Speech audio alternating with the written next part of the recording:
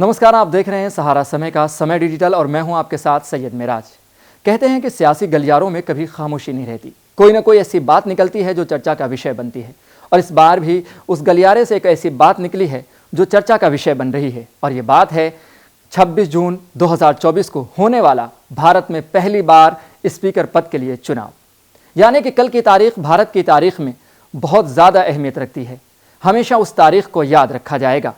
जी हाँ, लोकसभा अध्यक्ष और उपाध्यक्ष को लेकर केंद्र सरकार और विपक्ष के बीच सहमति न बन पाने की वजह से पहली बार भारत में स्पीकर पद के लिए चुनाव कराया जा रहा है। साथ ही आपको ये बताते चलें कि 2019 में डिप्टी स्पीकर का पद खाली रखा गया था, जहां एक तरफ एनडीए की तरफ से ओम बिरला मैदान में हैं, तो वहीं दूसरी तरफ इंडिया अलायंस की तरफ से के सुरेश को मैदान में उतारा गया है।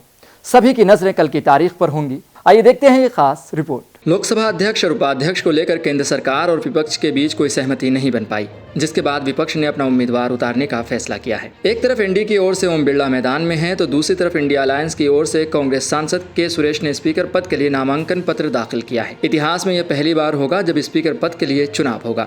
साल 2019 में डिप्टी स्पीकर का पद खाली रखा गया था। इससे पहले रक्षा मंत्री राजनाथ सिंह ने कांग्रेस अध्यक्ष मल्लिकार्जुन खड़गे से फोन पर बात की और स्पीकर पद के लिए उनका समर्थन मांगा।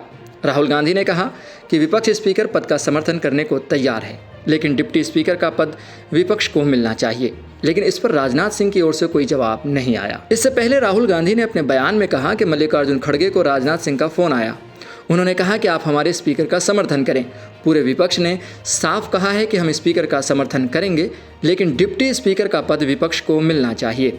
राजनाथ सिंह ने कल कहा था कि वह मल्लिकार्जुन खड़गे को दोबारा फ़ोन करेंगे, लेकिन उन्होंने दोबारा फ़ोन नहीं किया। पीएम मोदी कह रहे हैं कि सहयोग करना चाहिए, लेकिन हमारे नेता का अपमान किया जा रहा है। सरकार की मंशा साफ नहीं है। आइए जानते हैं कि आखिर के सुरेश कौन हैं। के सुरेश केरल की मवेलिकारा सीट से कांग्रेस सांसद हैं, जो 8 बार सांसद चुने जा चुके हैं। वो 1989, 1991, 1996, 1999, 2009, 2014, 2019, 2024 में संसद के लिए चुने गए। वह केंद्रीय मंत्री भी रह चुके हैं। संसद के सबसे अनुभवी सदस्य होने के बावजूद उन्हें प्रोटेम स्पीकर नहीं बनाया गया, तो विपक्ष ने विरोध जताया। के सुरेश पहली बार 1989 में सांसद चुने गए थे। 2009 में वो कांग्रेस संसदीय दल के सचिव बने। के सुरेश अक्टूबर 2012 से 2014 तक मनमोहन सिंह सरकार में केंद्रीय मंत्री थे। साल 2018 में संगठन की जिम्मेदारी दी गई और केरल कांग्रेस कमेटी का कार्यकारी अध्यक्ष बनाया गया। वे अब तक सिर्फ 2 बार चुनाव हारे हैं। 1998 और 2004 में जीत हासिल नहीं हुई थी। फिलहाल के सुरेश कांग्रेस कार्य समिति CWC के विशेष आमंत्रित सदस्य हैं। कांग्रेस में CWC ही पार्टी को सर्वोच्च निर्णय लेने वाली संस्था मानी जाती है। वे अखिल भारतीय कांग्रेस कमेटी AICC के सचिव भी रह चुके हैं। हाल ही में आम चुनाव में के सुरेश ने CPI के युवा नेता अरुण कुमार को 10,868 वोटों से हराया है। हालांकि केरल में उनकी जीत का यह सबसे कम अंतर था। अब आइए जानते हैं कि ओम बिरला कौन है।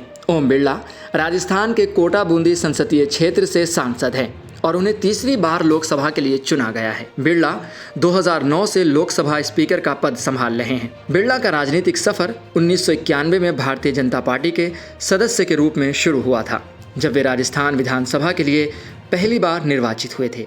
उन्होंने राजस्थान विधानसभा में 3 बार अपनी उपस्थिति दर्ज कराई है और कई महत्वपूर्ण समितियों में शामिल रहे हैं।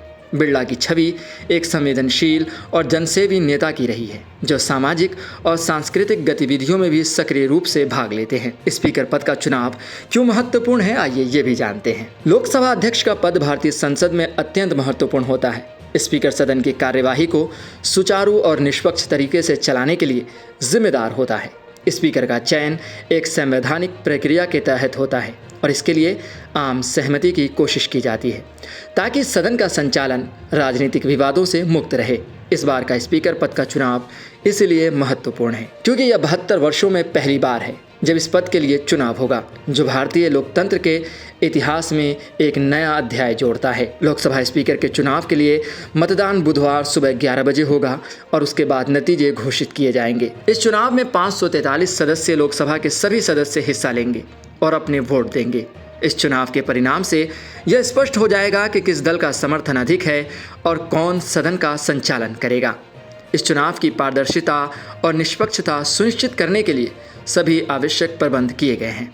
इसके परिणाम न केवल वर्तमान राजनीतिक समीकरणों को प्रभावित करेंगे बल्कि भविष्य की राजनीतिक दिशा भी निर्धारित करेंगे। कैसी लगी आपको ये रिपोर्ट, हमें कमेंट बॉक्स में ज़रूर बताएं। साथ ही ये भी बताएं कि आपको क्या लगता है कि कौन जीतने वाला है, ओम बिरला या के सुरेश। आप कमेंट बॉक्स में हमें उनके नाम ज़रूर बताएं और ऐसे ही खबरों के लिए देखते रहें सहारा समय का समय डिजिटल, सहारा प्रणाम।